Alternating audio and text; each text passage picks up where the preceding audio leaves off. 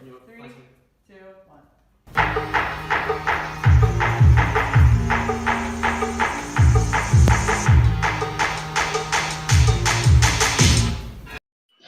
Boom. Welcome, everybody. Hey, Josh, by the way, you had some technical difficulties yesterday and so therefore dropped off. And I was not able to find the outro bumper. So we did not only did we have like a cold opening on yesterday's show, we had like a okay, see you everybody, goodbye on everybody on our show yesterday too. It was not our finest moment. We have certainly as far as the professionalism of yesterday's show goes, we certainly have done better. I took notes on yesterday's show. I hope you went back. Like I literally said, hold on, stop, Craig. I got to stop and open up and a document. I was typing out notes as he was talking, and he's a buddy of mine, and I was still impressed with how much great stuff I was learning. Yesterday's show was a really good show, and I hope you guys check it out. This is the Build and Grow with Real Estate Show. My name is Judah Hoover. This guy right over here is Josh Weidman. We've been working on a project together, and he is going to be doing a walkthrough of that project today because we believe that real estate is a great way to not only work your vocation and make money to pay your bills every month, it is also an awesome way to build wealth, and doing them both at the same time is a great thing. And Josh does that. I do that. Our guest yesterday, Craig, does that, and we think it's really awesome. So, Josh, update us. Where are you today? It sounds like it's funny, I've been a painter long enough that I can hear the sounds of drywall going on in the background. Right. So I figured, I dropped off yesterday, like you said, went back and listened to the show. And, it's funny. Well, anytime we have a guest, half of the time, I just want to sit back and listen and take notes the whole show, and like there have been times when I find myself silent as we're talking to somebody. And I got to remember that I'm not the student in the conversation. I'm in, I'm involved. I mean, we've really had some awesome and really dynamic investors in the show. So anyway, long story short, I was on the road yesterday. Today, I talked to you this morning, and looking at the news, it just looked pretty mundane. It's kind of the same thing we saw last week. We got I think the jobless claims this week were like 740,000, which is still high, but they're coming down. There's new jobs. Everybody's asking whether real estate and the stock market's in a bubble or not. It's the same talk that we had last week. So as we discussed this, I figured, you know what? We haven't been back to our Hetrick project in Palmyra for quite some time. Let's do a walkthrough. Coincidentally, I'm going to end up moving into this house. Nice. As you and I have talked about, and we're actually moving in a week. There's a lot to do here, but there's also a lot of progress. So I thought, hey, great time to walk through. So I'm standing right now in what will be the kitchen. We are nearly done with drywall. Mm-hmm. So we're going to walk through. But let me change my camera so that I can.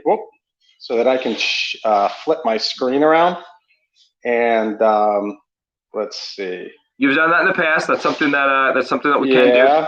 You're like our third. There we go. Okay. Hey, really good. Got it. All right. So we had some challenges on this project. You see that the back walls are exposed. I'm going to end up putting plywood in here because the back wall is going to be floor to ceiling. There's going to be tile backsplash on the whole back wall. So we're going to have plywood up there to hold the cabinets. We're missing them down, drywall down below as well. We got to do a couple things in here and put plywood in. But as you can see here, this is a heck of a open living room, kitchen area. One thing that I wanted to bring up here on the show, and it's something that you're not going to see a lot of. Oh, wait a minute. Let me see here. You're fine. I just minimized myself so that we can see you. Okay, so I'm having some technical difficulties. There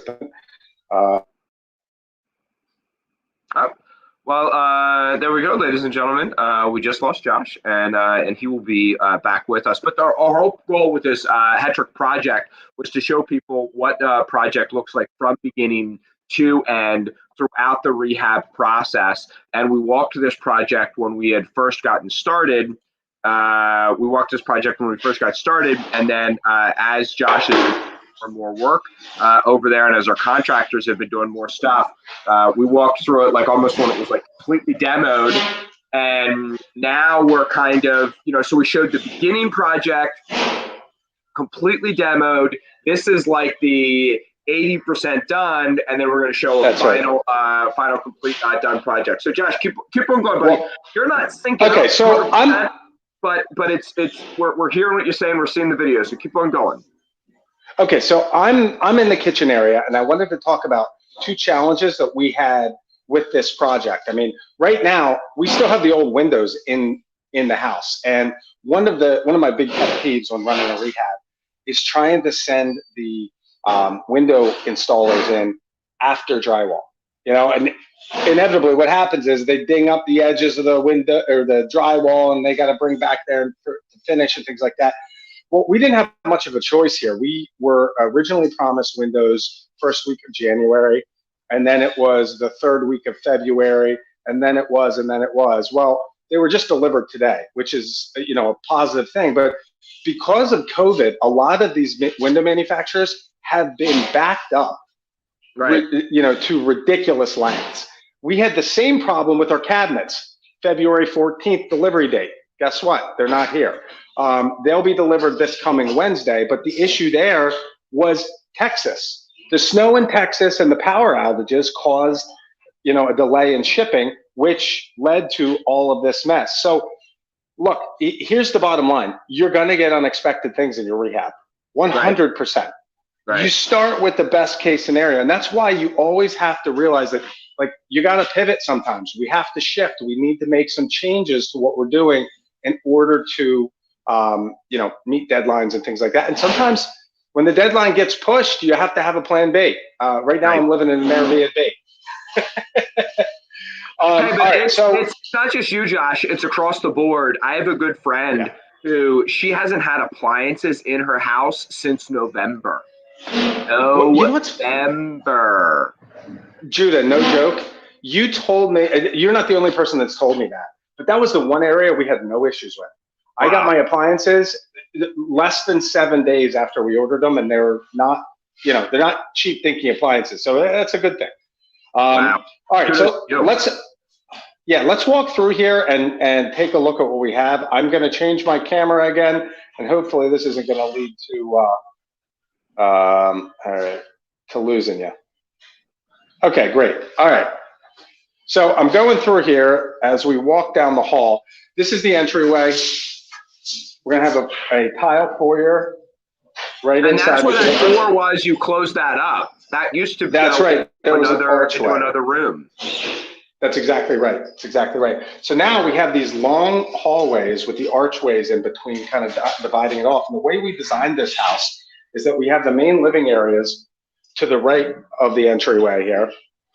You got a hallway that goes back to the master bedroom, and I'll get back there.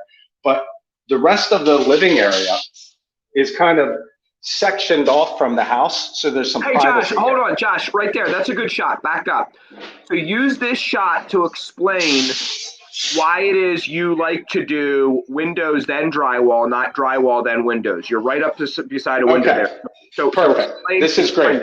So this is not a typical wood rip window. We had plywood. There was plywood that was coming around the inside of the door jamb all the way around the window here that we removed. And we did that so that as they tore the windows out, it wouldn't get buggered up. But typically speaking, you don't have, this is brick and then framed, which is not typical. If you're especially living in something that was built in the late 70s to the present, you have a 6-inch windowsill. Here we have about a 12-inch. But at a 6-inch windowsill, if this window is sitting right here, in order for them to get that out, they're going to be prying and pulling and all that kind of stuff. And this drywall edge ends up getting all kinds of fouled up. So, it's something to take into consideration. If you can do it and it's not going to kill the timeline of your project, it's going to be better to rip those windows and put in, your replacement windows first, then drywall. Not drywall, That's then right. Windows first. That's right. So this is our hall bathroom. We're going to have a 72-inch vanity, double sink vanity running right along the back there. And again, this is opened up so that we have, it's a floating vanity. So we've got to put some plywood in there to support it. You got your toilet over here. And guess what I still haven't gotten, Judah? That was supposedly on the truck January 4th. Oh, my tub. My tub. Oh, my tub's still not here, so we don't have that. But as we go back the hallway here, you'll be able to cook and keep your milk cold. You just won't be able to shower and bath. Got it. That's exactly right. Perfect. This is going to be my office. This will be the home of the Palmyra branch of the Build and Grow with Real Estate show. We're going to do some cool stuff in there. Nice. But as we move back the hall, we're getting into the bedroom areas. This is one of the kids' bedrooms. I mean, these were existing bedroom spaces that were 18 by 16 and a half. You can see they are still, I mean, they're huge. Had we not had a slab concrete floor in this place, we probably would have added a Jack and Jill bathroom right in between the two bedrooms and the other one. But running plumbing in concrete gets a little tricky. For those of you that don't know, the term Jack and Jill means that you can enter it from two different bedrooms. So it's right. So you got a bedroom over here, and then the Jack and Jill bathroom is what goes right in the middle. That's right. Here's just a hall closet for some storage and things, and then this is the other back bed, original bedroom that was in here. And it's really nice, big space, same 16 and a half by 18. One thing that we did when we put the addition on the back, I left this window open to add some kind of cool, accoutrements here. So, Judah, when I was a kid, what I wanted more than anything was a house with secret passages. Yeah, dude, me too. Right? That would be so cool. So these are two of the kids' rooms here. What I'm putting in here are two bookshelves that can be opened up and into a crawl space through into the other bedroom without going into the hallway. So we got a secret passage going in there, and then this is the addition. It's been we did spray foam insulation, which we'll be able to see in the master bedroom. But this is going to be the third of four bedrooms here. All right, so let's go back all the way around. So we've designed this with the thought that, hey, if you got a family and you got somebody that wants to live in here for the long term, at some point, it's not going to make a heck of a lot of sense heating empty empty bedrooms or rooms that nobody's using. And it's a heck of a trek to come from that far bedroom out to the living room every single day if you're the only people living here. So the master bedroom here is broken into two sections. We've got this main, the bedroom area, I guess. And as we go back here, this is going to lead into a walk-in closet with, built-in closets right along this wall, some right out to the outside. And then I'm not going to crawl in there, but through this opening, we have another bathroom with a stand-up shower and stand-up shower and sink and toilet, bathroom, right? But you can see here the spray foam insulation. We sprayed the entire. Oh yeah, get closer to that. I couldn't until you got closer. Yeah, now I see it. Yeah. I mean, this place looked like clouds for probably a week and a half. But the issue that we had here is that we didn't have the depth to get the right R rating for insulation value in the ceiling. And you can't see it right now, but I mean, this is everywhere. This stuff goes on pretty easy. Getting it off is not so fun. I mean, this stuff is like hard as a rock. But we had some challenges trimming that back, but it turned out really great. It's called closed cell insulation because what it does is it traps air in there, and there's usually it's like two nozzles, that are really close to each other, and they mix. It's like almost like a epoxy that forms, and it's really cool looking as they put that stuff on, and it's expensive. and it can be difficult to put on, but if you know what you're doing, the finished product is just amazing R value. R value is how insulation is measured, for those who don't know. Well, and I learned something when I was researching this. There's a big difference between open cell and cold cell, or I'm saying open cell and closed cell sprayed in insulation.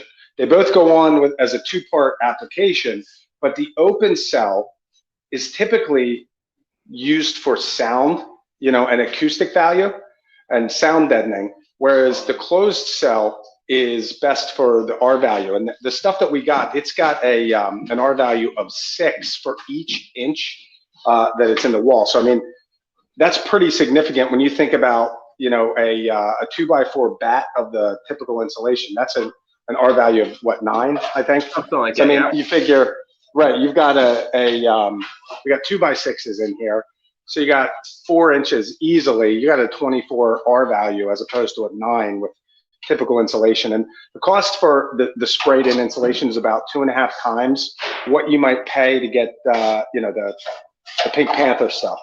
But because of the size of this house, we really considered the long-term heating costs and insulation costs, and just said, you know what, it's going to be worth it to put in the sprayed insulation as opposed to just going back with bats. No, I love it. It looks great. So let's go. I'm going to flip this again here. Great. Whoops, wrong camera. Nice. Wrong camera. Clear. One more. Good clear pictures, though, my friend. That's good stuff. Let's try this again. So we are. Did I lose you again? No, I'm still here. 100% still here. All right, I might have to. No, I got you. I can hear you. It's the my camera's frozen. No.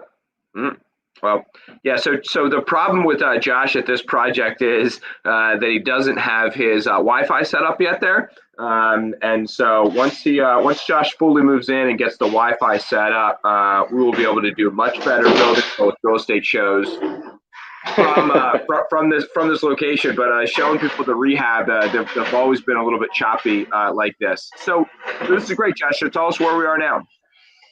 Well, okay, so we're back in the kitchen. That's exactly right. Now, one area that we've had to sacrifice development on, just because we haven't had the time to get in here, is the garage conversion.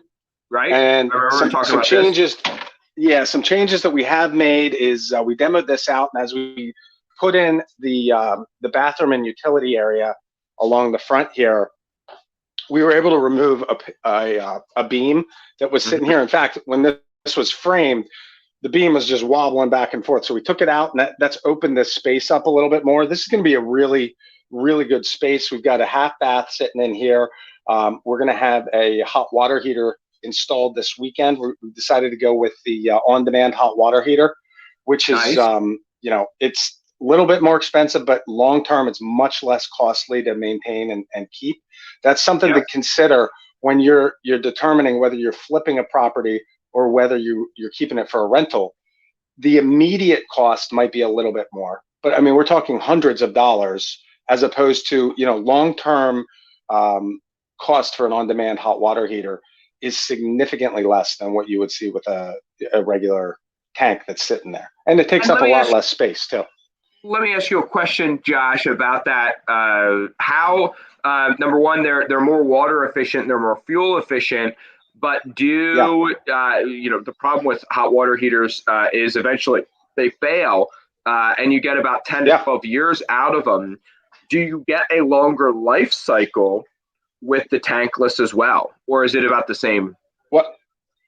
So that's a great question, and it's something that we explored at length. What we ended up finding out is that it depends on your water source.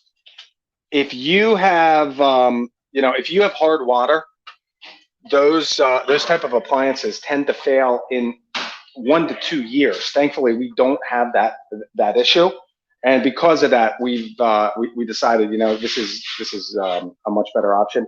And 10 to 15 years is typically what they expect to see from those, from those type of on-demand hot water heaters. So similar then to a traditional hot water heater. That's right. In the age and what you can expect on the wear of the unit. Right. Yeah, Jeremy, I appreciate. Jeremy says that we're giving him nice information, and I certainly appreciate that, Jeremy, because we know that people don't tune in for Josh and my looks. There is there's other things that we try to do here on the Build and Grow with Real Estate show, and I think that there is a lot of value in watching this old house and some of those building shows and Chip and Joanna Gaines and things like that, but they're oftentimes very staged. There's a whole lot of pre-production that goes into a lot of those things. And so what Josh and I are trying to do here is just show people this is what a real rehab looks like from beginning to end, without any of the Hollywood associated with it. And so that's what we're trying to do. So Josh, I love that there's already an American flag outside flying high, buddy. Well, my kids have harassed me about this flag. There's a gigantic flagpole that's twice the height of the house. So we're gonna have to do something about that. But let's talk about some surprises on cost. Okay, yes. I mean, went into this with $120,000 budget to rehab this house, roughly 3,400 square feet, and I can tell you, I've done this hundreds of times. This is the first time in a long time when I've been extremely surprised at some of the increase in labor and material costs. And I think that. So for those of you following along at home, that's 36. That's 36 bucks. Hold on, I'm trying to do the math here. That's $36 per square foot of rehab, and that's. People talk about, depending on how big of a rehab you're doing, that's going to be anywhere from $25 to $50 per square foot. Well, and the thing is, I probably would budget closer to 60 if I did this again, just for buffer. I mean, 35 to 50 is probably pretty good if you're doing an extensive rehab, but with the increases and the unknowns, I'll give you a perfect example. Our appliance package in 3 days increased by 35%.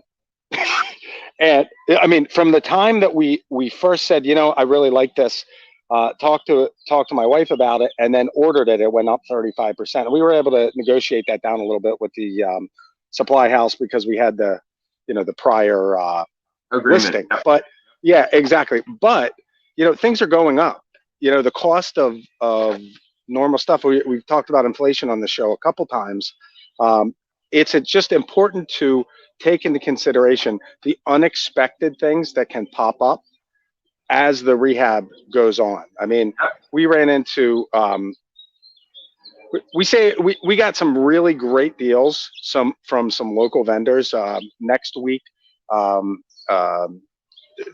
Journey I'm going to try to convince him to be on the show and do a follow-up walkthrough here, a week later after we've had the carpet installed, after we've got the flooring in, after we've got some paint on the walls and some things going on there.